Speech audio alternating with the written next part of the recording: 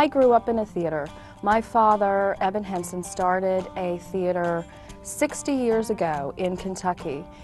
He was he wanted to be an actor when he was a kid, and so he moved to New York City for college and studied acting.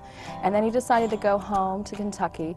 And since there weren't that many theaters in Kentucky, he decided to, what he liked to say is, bring Broadway to the bluegrass. And so he started a summer stock theater.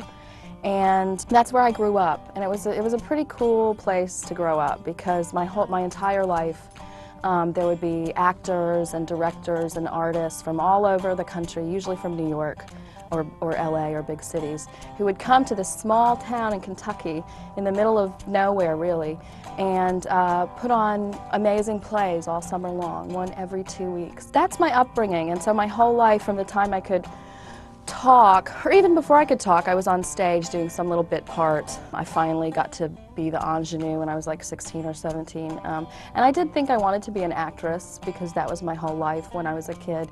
But I also had always written. When I went away to college, I decided to focus on the writing instead of the acting, because what I like about writing is that you're creating scenes. Instead of just being an actor acting in someone else's scenes, you're the one who's creating.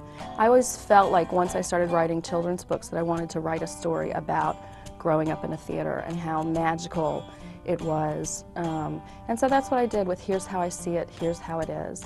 And the title, Here's How I See It, Here's How It Is, comes from the main character, Junebug, who is 12, almost 13.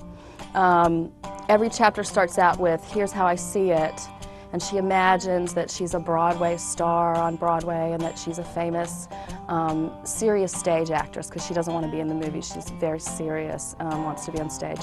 And so it starts with an imagining of, I'm making my Broadway debut, and then it says, here's how it is, and I'm in the middle of nowhere in Kentucky. So it kind of has that fanciful, what a young girl would imagine, and then what her life actually is.